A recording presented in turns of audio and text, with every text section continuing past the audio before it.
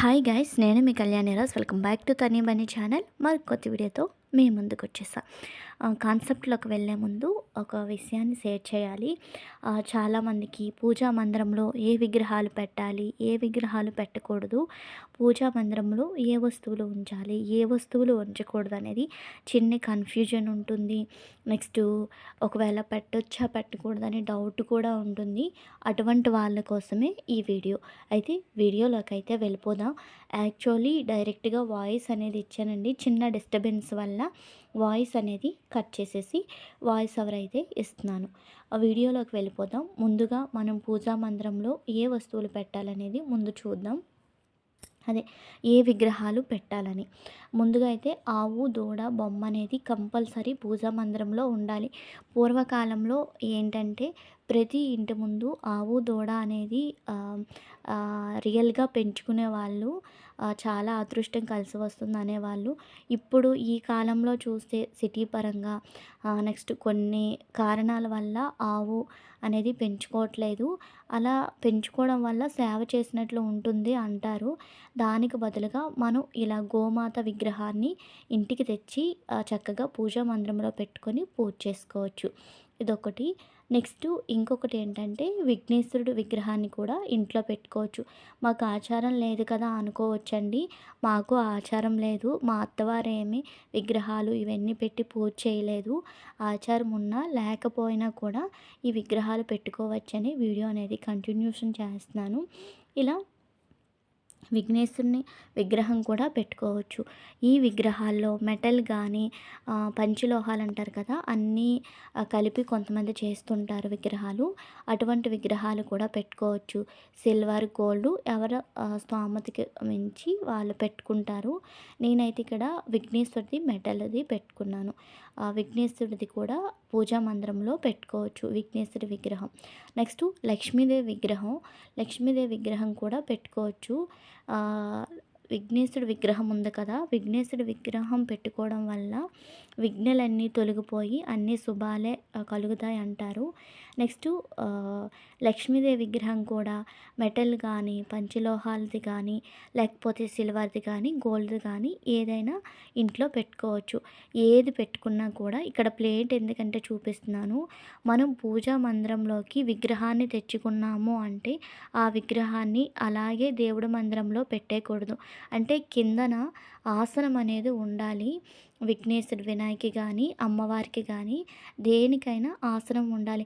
మనమైనా కిందన కూర్చుని పోం కదండి. అలానే అనుకోవచ్చు, పూజా మందిరంలోనే కదా పెడుతున్నాము, ఇంకెక్కడ పెడుతున్నా. పూజా మందిరంలోనైనా ఆ తల్లికి అమ్మవారికి ఆసనం వేయాలి. ఆసనం అంటే ఇలా చూపిస్తున్నాను కదా, చెక్క పీట కానీ లేకపోతే ఒక ప్లేట్ కానీ ఏదైనా ప్లేటు మనం పూజా మందిరంలో యూజ్ చేస్తుంటాం కదా, సిల్వర్ కానీ మెటల్ కానీ లేకపోతే కంచు ఉంటాయి కదా, అటువంటి ప్లేట్లు కానీ ఇలా పీటలు కానీ యూజ్ చేయొచ్చు. ఇలా ఆ పీట మీద ఇప్పుడు ఆన్లైన్లో చాలా క్రాఫ్ట్ పీటలు అనేవి ఆన్లైన్లో అవైలబుల్గా ఉన్నాయి. నేను కూడా ఈ పీటలు ఆన్లైన్లో తీసుకున్నాను. ఒకవేళ కావాలి అనుకుంటే ఆ డిస్క్రిప్షన్లో లింక్ అనేది ప్రొవైడ్ చేస్తాను. నెక్స్ట్ విగ్రహాలు అనేవి అలా పెట్టుకోవచ్చు. ఏ విగ్రహానికైనా మీరు లాస్ట్లో చెప్తానండి ఇన్ఫర్మేషన్ ఏవేవి ఉండాలనేవి ముందుగా చూసేద్దాం. అయితే ఇప్పుడు నెక్స్ట్ ఇంకోటి ఏంటంటే గోమాత చక్రాలు ఉంటాయి కదా, గోమాత చక్రాలు 3 కానీ 9 కానీ 5 కానీ ఇంట్లో పెట్టుకుంటే చాలా మంచిది. గోమాత చక్రాలు అనేవి లక్ష్మీదేవికి ఎంతో ఇష్టమైనవి. ఈ చక్రాలు ఒక ప్లేట్లో పెట్టుకొని లేకపోతే మాకు ఇన్ని ప్లేట్లు అవైలబుల్గా లేవు అనుకుంటే మట్టి ప్రమిదలు ఉంటాయి కదా, ప్రమిదలో అయినా పెట్టేసి లక్ష్మీదేవి ముందు పెట్టుకుంటే చాలా మంచిది. వీటిని గోమాత చక్రాలు అంటారు. ఇగో వీడియోలో క్లియర్గా మీకు కనిపిస్తుందా లేదని మళ్ళీ చేతిలో వేసుకొని చూపిస్తున్నాను, ఆ కప్పులో కనిపిస్తుందా లేదని. నెక్స్ట్ అయితే ఇవి లక్ష్మీ గవ్వలు అంటారు. ఈ లక్ష్మీ గవ్వలు ఎక్కడుంటే లక్ష్మీదేవి అక్కడే ఉంటుందంట. అంత మంచిది లక్ష్మీ గవ్వలు మన ఇంట్లో ఉంటే. లక్ష్మీ గవ్వలు అనేవి ఎలా ఉంటాయంటే చాలా ఉంటాయి గవ్వలు అనేవి. ఈ లక్ష్మీ గవ్వలు పైన పసుపు రంగులో ఉంటాయి. పైన కిందన గుల్లగా ఉండి పైన చూసారు కదా యెల్లో కలర్ లేయర్‌లా వస్తుంటాయి. వాటిని లక్ష్మీ గవ్వలు అంటారు. ఇవి కూడా పూజా మందిరంలో పెట్టుకోవచ్చు. గోమాత చక్రాలు, లక్ష్మీ గవ్వలు. మళ్ళీ ఇంకా దగ్గరగా చూపిస్తున్నాను. కొంతమందికి ఐడెంటిఫికేషన్ ఉండదు కదా అని. దీని తర్వాత తామర గింజలు. ఈ లక్ష్మీ గవ్వలు కూడా మీరు 5 గానీ, 9 గానీ పూజా మందిరంలో పెట్టుకోవచ్చు. నెక్స్టు తామర గింజలండి ఇవి. తామర గింజలు అంటేనే లోటస్సు. అదే తామర పువ్వు నుంచే లక్ష్మీదేవి సముద్రంలో ఉద్భవించింది అంటుంటారు కదా! అలా అసల పువ్వు మీదే కలవ పువ్వు మీదే ఎక్కువ ఉంటుంది లక్ష్మీదేవి ఏ పటంలో చూసినా. అంత ఇష్టం లక్ష్మీదేవికి అంత ప్రీతికరమైనవి తామర గింజలు. ఇవి కూడా 9 గానీ, 5 గానీ ఇంటికి తెచ్చి పెట్టుకుంటే, పూజా మందిరంలో ఉంచుకుంటే చాలా మంచిది. ఈ తామర గింజలు కూడా నేను ఇవన్నీ కూడా ఆన్‌లైన్‌లోనే బుక్ చేశాను. కావాలంటే కామెంట్ సెక్షన్‌లో కామెంట్ చేస్తే లింక్ అనేది తప్పకుండా ప్రొవైడ్ చేస్తాను. నెక్స్ట్ అయితే ఇవి గులివిందలు అంటారు. చిన్నగా ఉండి రెడ్‌గా పైన బ్లాక్‌నెస్‌గా ఉంటుంది. చిన్నగా ఉంటాయి. ఇవి కూడా 21 గానీ, 9 గానీ, 11 గానీ, 3 గానీ, 5 గానీ బేస్ సంఖ్యలో ఇవి గోమాత చక్రాలు, నెక్స్ట్ లక్ష్మీ గవ్వలు, తామర గింజలు, గులివిందలు ఏవైనా అలా బేస్ సంఖ్యలో తెచ్చి పెట్టుకోవచ్చు పూజా మందిరంలో. ఇవన్నీ పూజా మందిరంలో పెట్టుకునే వస్తువులనేవి మీకు ముందుగా విగ్రహాలు చెప్పాను కదా!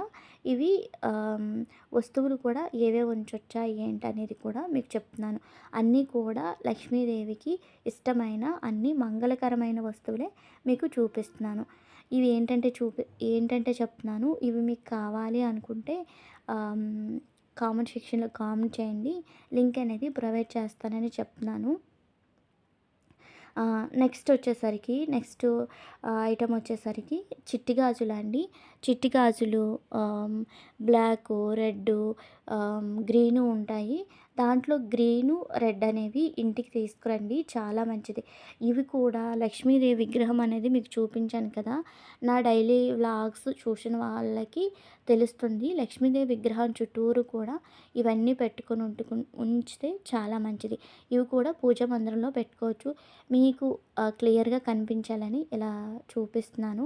చిన్న గాజులండి. వీటిని చిట్టి గాజులు అంటారు. వీటిలో కలరు రెడ్ ఒకటి, గ్రీన్ ఒకటి పూజా మందిరంలో అయితే పెట్టుకోవచ్చు.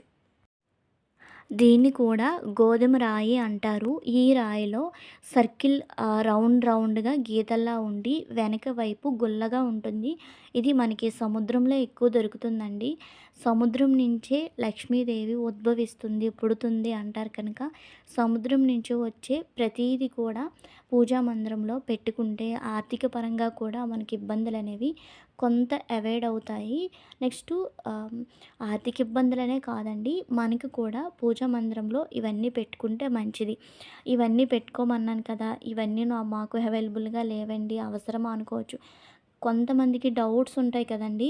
ఇవి కొనుక్కోవాలి అనుకుంటున్నాను, ఇవి పెట్టొచ్చో పెట్టకూడదో అనుకుంటారు. అటువంటి వాళ్ళ కోసమే మెయిన్లీ ఈ వీడియో. చూసారు కదా! వెనక వైపు గుల్లగా ఉంది, ముందు వైపు అయితే రౌండ్‌గా వస్తుంది. దీన్ని కూడా గోధుమ రాయి అంటారు. నెక్స్ట్ ఇది చిన్న కొబ్బరికాయల్లాగా వీటిని దిష్టికాయలు, నెక్స్టు చాలా అంటారండి. ఒక్కొక్కరు ఒక్కొక్క విధంగా పిలుస్తారు. అలా చిన్న కొబ్బరికాయలు కూడా ఇంటికి తెచ్చిపెట్టుకోండి. నెక్స్టు గంధపు చెక్క. మనం ఏ టెంపుల్‌కి వెళ్ళా కూడా రోడ్ సైడు షాప్స్ ఉంటాయి కదా! అక్కడ తప్పనిసరిగా గంధపు చెక్క అనేది పెడతారు. ఏ టెంపుల్‌కి వెళ్ళినా తప్పనిసరిగా ఈ గంధపు చెక్క అనేది ఒకటి కొనుక్కొని ఇంటికి తెచ్చిపెట్టుకొని దేవుడు గదిలో అయితే పెట్టుకోండి. పూజా మందిరంలో పెట్టుకుంటే చాలా మంచిది. ఈ గంధపు చెక్క నేను 10 ఇయర్స్ బ్యాక్ అలా తీసుకున్నాను తిరుపతి వెళ్ళేటప్పుడు. అదే మీకు నా పర్సనల్ విషయాన్నయితే మీతో షేర్ చేస్తున్నాను. తిరుపతి వెళ్ళేటప్పుడు తీసుకొచ్చానండి అది. అదే చెప్తున్నాను వీడియోలో డైరెక్ట్‌గా.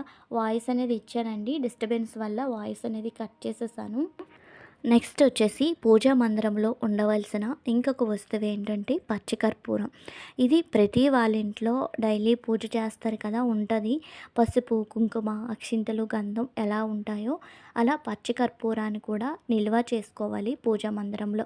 పూజా మందిరంలో ఇది ఉంటే చాలా మంచిది. దీనికి తోడుగా లవంగాలు, నెక్స్ట్ యాలచి కలిపి పెట్టుకుంటే పూజా మందిరం ఇల్లు కూడా సుగంధభరితంతో మంచి సువాసనలు వెదజల్లుతుంది. నెక్స్ట్ పూజా మందిరంలో ఇది ఉంటే చాలా మంచిది. పచ్చికర్పూరంతో పాటు నెమలి ఈకలు ఉంటాయి కదా, నెమలి ఈకలు కూడా పూజా మందిరంలో పెట్టుకుంటే చాలా శుభప్రదం, చాలా మంచిది. వీటన్నిటితో పాటు చాలా విగ్రహాలు చాలామంది పెట్టుకుంటున్నారు. రామ్ పరివార విగ్రహం అవన్నీ కూడా ఓన్లీ రాముడిది కాకుండా రామ్ పరివార విగ్రహం అనేది పెట్టుకుంటే చాలా మంచిది. నెక్స్ట్ కానీ ఇంకొక విగ్రహాలు అనేవి కొన్ని పెట్టుకోకూడదండి. వారాహి విగ్రహాలు, నెక్స్ట్ ఎవరైనా పంతులు చెప్తారు కదా, వాళ్ళు ఒకళ్ళు పాటించినవే పాటించండి, పర్వాలేదు. కానీ దుర్గాదేవి పులిబొమ్మ మీద కూర్చున్న ఉంటాయి కదా, అటువంటివి మాత్రం విగ్రహాలనేవి కొనకండి, అంత మంచిది కాదు. నాకు తెలిసిన విషయాన్ని అయితే మీతో షేర్ చేసుకుంటున్నాను. నెక్స్ట్ ఏ విగ్రహాన్ని తెచ్చుకున్నా కూడా ఇంటికి మీరు తప్పనిసరిగా ఆ విగ్రహానికి నైవేద్యం అయితే పెట్టాలి. నైవేద్యం పెట్టమన్నాను కదా అని పరమాన్నమో లేకపోతే పులిహారో ప్రతిరోజు అటువంటి నైవేద్యాలే పెట్టనవసరం లేదండి. డ్రై ఫ్రూట్స్, పిస్తా కానీ, బాదం కానీ, లేకపోతే కిస్మిస్ కానీ, కలకండ కానీ ఏది అవైలబుల్గా ఉంటే అది తల్లికి నైవేద్యంగా పెట్టాలి. మనం ముచ్చటగా ఉందని తీసుకొస్తాం అమ్మవారి విగ్రహం ఏదైనాను, కానీ అంతే ముచ్చటతో రోజు కూడా తల్లికి నైవేద్యం పెట్టాలి.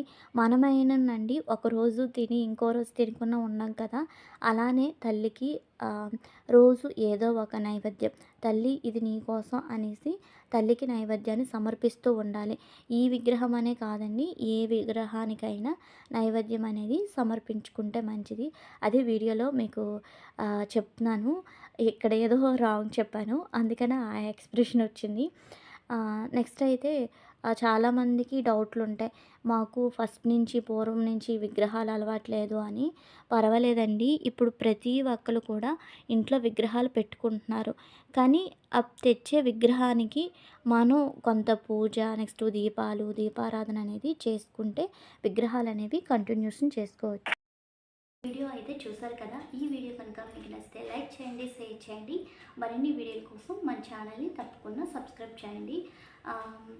ఈ వీడియో ఎంతమందికి నచ్చితే అంతమంది అయితే షేర్ చేయడం మర్చిపోకండి, కామెంట్ చేయడం మర్చిపోకండి, లైక్ చేయడం మర్చిపోవద్దు. మీరు చేసే ఈ వీడియో మీరు షేర్ చేయడం వల్ల నా వీడియో ఇంకొంతమందికి చేరువవుతుంది.